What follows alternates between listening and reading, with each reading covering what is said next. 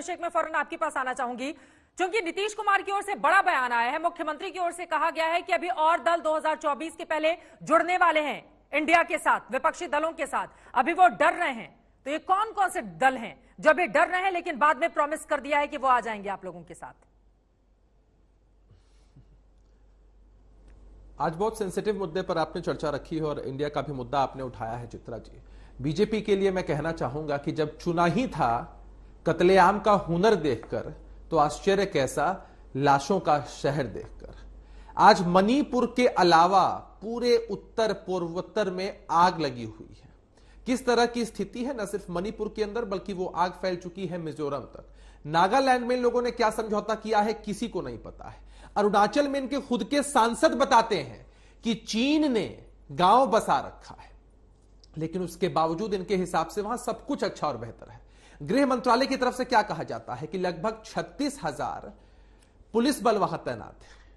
और मणिपुर की जनसंख्या कितनी है, महज 32 लाख के आसपास हो, कि मतलब 88 लोगों पर एक पुलिस बल है। उसके बावजूद इस तरह की स्थितियां वहां पर है।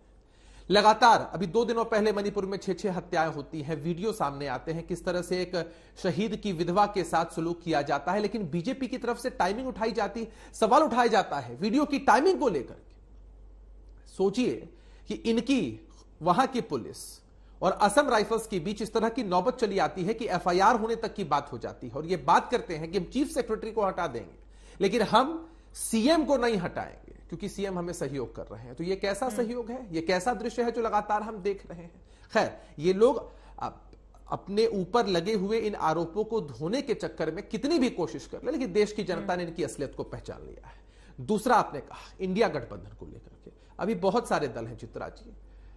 इब्तिदाई इश्क खैर होता है क्या, आगे आगे देखिए होता है क्या।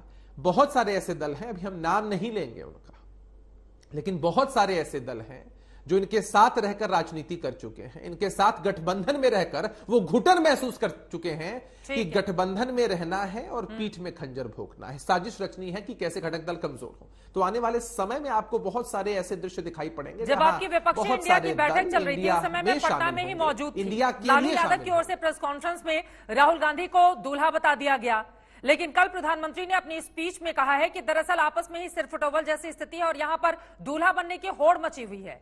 नीतीश कुमार पर निशाना साधा क्या अभिषेक जी? छुरियां निकलेंगी बाद में, यह भी कहा था पीएम ने। लालू यादव जी अपने अट्टहास के लिए, नहीं, लालू यादव जी अपने अट्टहास के लिए जाने जाते हैं और बहुत प्रगाढ़ संबंध रहा है लालू प्रसाद यादव जी का राहुल गांधी जी, सोनिया गांधी जी के परिवार का। इस नाते राहुल गांधी जी के विषय में लालू प्रसाद यादव जी ने ऐसी बातें कही। अब आप सवाल उठा रहे नीतीश कुमार जी पर। नीतीश कुमार जी की तरफ से बस एक लाइन है चित्रा जी, नीतीश कुमार जी सूत्रधार हैं, उम्मीदवार नहीं है। और ये बातें उन्होंने भी कही है, हमारी पार्टी के राष्ट्रीय अध्यक्ष आदरणीय ललन सिंह जी ने कई बार कही है। पूरी पार्टी इस बात के साथ है।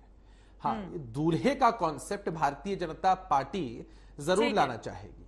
हाँ, इस बार का देश का चुनाव चित्रा जी मोदी वर्सेस मुद्दे पर है, उम्मीदवार नहीं वर्सेस मुद्दा।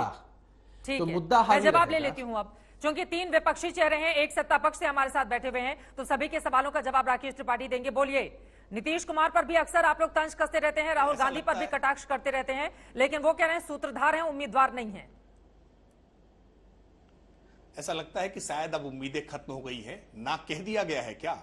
अभिषेक जी इस बात को स्वीकार कर लें कि ना कह दिया गया हो तो ठीक है, अब उन्होंने अपनी उम्मीदवारी वापस ले ली हो और मुख्यमंत्री बने रहना स्वीकार कर लिया हो। प्रयास तो किया था, इच्छा तो उनके मन के भीतर कि कैसे देश के प्रधानमंत्री बन जाए, लेकिन शायद उम्मीदों पर पानी फिर गया होगा, इसलिए अभी अभिषेक जी ने स्वीकार करना प्रारंभ किया।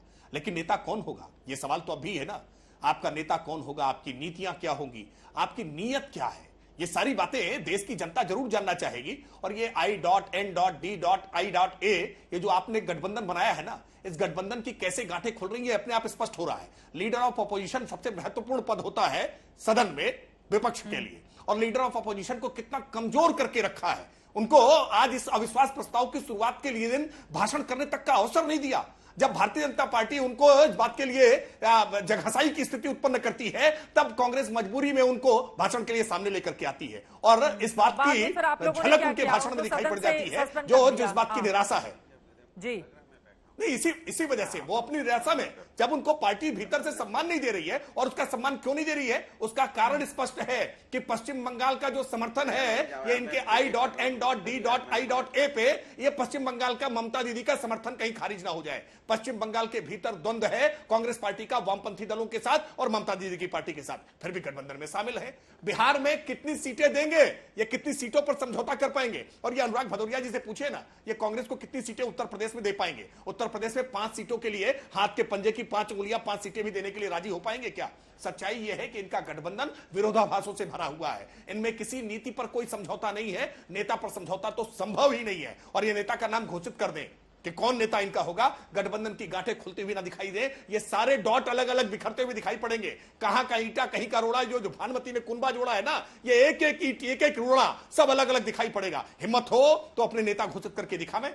ठीक है अभय दुबे जी, वो जो आरोप लगा रहे हैं उस पर भी आप जवाब दीजिए। और सवाल ये भी है, देखिए नॉर्थ ईस्ट को लेकर जो बड़ी बातें पीएम की ओर से कही गई, 2-4 बिंदु में पढ़ देती हूं, उस पर आप जवाब दीजिएगा। उनकी ओर से कहा गया कि मैं 50 बार खुद नॉर्थ ईस्ट का दौरा कर चुका हूं।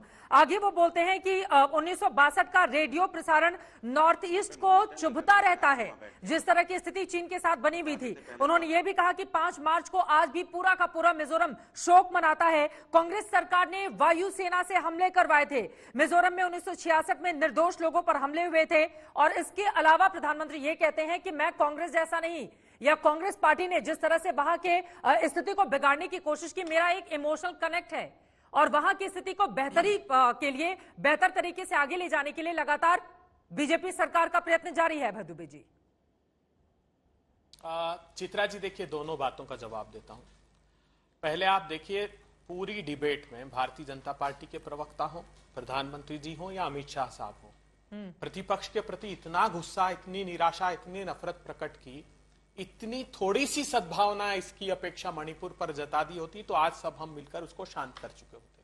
प्रधानमंत्री जी, चेहरा कौन होगा? आपका चेहरा है क्या आप अगले चुनाव में? नहीं है। आपका नहीं, आपकी अपेक्षा वो सीमा हैदर का चेहरा होगा जो पाकिस्तान से 4 बच्चों की मां आई है, जिसको आपके समर्थक दल ने कहा है कि हम उसको चुनाव लड़ाएंगे। वो अब्बास अंसारी, वो मुख्तार अंसारी का लड़का जिसको माफिया डॉन इंडिया का बताते थे, अब वो चेहरा होगा। वो हसन मुनशरिफ जिस पर 40,000 किसानों का पैसा महाराष्ट्र में बच्चों के खातों में ट्रांसफर करने का आरोप लगाया, वो चेहरा होगा। वो प्रफुल्ल पटेल जिस पर आरोप लगाते थे कि दाऊद इब्राहिम का दायां हाथ इकबाल मिर्ची का साथी है, वो चेहरा होगा। वो 70,000 करोड़ के घोटाले का आरोप जिस पर लगाते थे अजीत पवार, वो चेहरा होगा। प्रधानमंत्री जी, आपने कहा कि इंडिया में जोड़ दिया आई, तो हां, national divisive alliance, national destructive alliance में हमने आई 2 जोड़े हैं। वो शांति, सद्भावना और भाईचारे के हैं। अब आपने जो आरोप लगाया नॉर्थ ईस्ट को लेकर, प्रधानमंत्री जी, बस यही एक अंतर रह गया।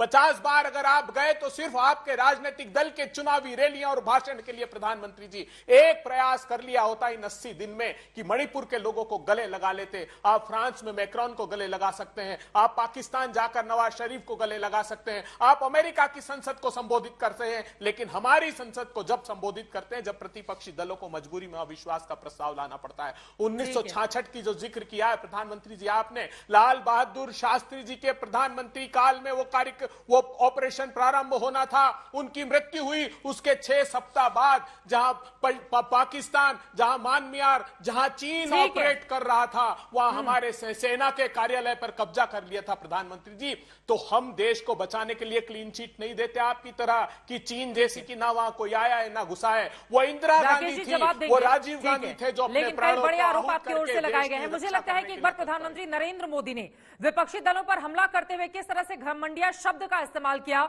और विपक्षी दलों पर क्या निशाना साधा, एक बार सुन लेते हैं, उसके बाद चर्चा में आगे बढ़ेंगे। मैं आज इस मौके पर हमारे विपक्ष के साथियों के प्रति अपनी संवेदना भी व्यक्त करना चाहता हूं। कुछ ही दिन पहले बेंगलुरु में आपने मिलजुल कर करीब 1.5-2 दशक पुराने यूपीए का क्रियाकर्म किया है, उसका अंतिम संस्कार किया है। लोकतांत्रिक व्यवहार के मुताबिक मुझे तभी आपको सहानुभूति जरूर व्यक्त करनी चाहिए थी, संवेदना व्यक्त करनी चाहिए थी, लेकिन देरी में मेरा कसूर नहीं है, देरी में मेरा कसूर नहीं है, क्योंकि आप खुद ही एक और यूपीए का क्रियाकर्म कर रहे थे और दूसरी ओर जश्न भी मना रहे थे। और जश्न भी किस बात का? खंडहर पर नया प्लास्टर लगाने का। आप जश्न मना रहे थे खंडहर पर नया प्लास्टर लगाने का। आप जश्न मना रहे थे फेल मशीन पर नया पेंट लगाने का। दशकों पुरानी खटारा गाड़ी को इलेक्ट्रिक व्हीकल दिखाने के लिए आपने इतना बड़ा मजमा लगाया था। अनुराग भदौरिया जी, सुन लिया आपने प्रधानमंत्री को। उन्होंने कहा खंडहर पर नया प्लास्टर लगाने का काम किया है बेंगलोर में और यूपीए का क्रियाकर्म कर दिया। आ रही हूं अभय जी, एक बार इनकी टिप्पणी हो जाए। अनुराग भदौरिया जी, देखिए हाँ बिल्कुल। देखो, दरअसल में भारतीय जनता पार्टी को अपने एनडीए कब याद आया? जब उनको लगा इंडिया इतना बड़ा गठबंधन बन गया है जो राष्ट्र के हितों के लिए ये बना है। हमारा गठबंधन किस लिए? राष्ट्र के हितों के। हमारे मुद्दे क्या हैं? राष्ट्र के मुद्दे हैं, महंगाई, बेरोजगारी, किसान, महिला समस्या, यही तो हमारे मुद्दे हैं। हम राष्ट्र के मुद्दों पे काम कर रहे हैं। और ये किस पे काम करना चाहती है भारतीय जनता पार्टी? ये सत्ता के मुद्दों पे काम करना चाहती है। एनडीए की मीटिंग कभी की, जब देखा कि नहीं अब मजबूत हो गए। समझ में आते हैं अनुराग भदौरिया जी। प्रधानमंत्री तो आप लोगों को 2028 के लिए भी शुभकामनाएं देते हुए गए कि अब तैयारी के साथ लेकर आइएगा अविश्वास प्रस्ताव। इस बार कमी रह गई। सुनिए, 2024 में अब जनता पूरी तरह से समझ गई है, तैयार हो गई है कि जनता समझ गई ये जो भारतीय जनता पार्टी है झूठ और जुमलों की पार्टी है। इसको काम झूठ बोलना है और शिकायतिया पार्टी है। इसको सिर्फ दूसरों से शिकायत है। इसलिए अब जनता ने तय किया, तभी तो उन्होंने एनडीए को खोजा। तभी एनडीए की मीटिंग कब हुई? कितनी बार एनडीए की मीटिंग हुई? जरा बताएंगे बीजेपी प्रवक्ता। अभी खोज के लाए जो राजभर जी इनको गाली दे रहे थे, उन राजभर जी को कहते हैं राजभर जी कहाँ है? राजभर जी ने हाथ उठा दिया, हाँ सर हम भी हैं, आओ आओ तुम भी आओ। उधर पासवान जी आप कहाँ चले गए? आपको तो 2 भाग में बांट दिया था। हाँ सर हम भी हैं, आओ पासवान जी तुम भी आओ। तब तक आवाज बोलिए राकेश जी। हाँ सर, दबाव का नतीजा रहा कि एनडीए की बैठक बुलानी पड़ गई आप लोगों को, डर गई है बीजेपी। ठीक है अनुराग जी, ओके ठीक है। चित्रा जी, देखिए भारतीय जनता पार्टी गठबंधन धर्म में किस प्रकार से विश्वास रखती है और उसका कैसे पालन करती है।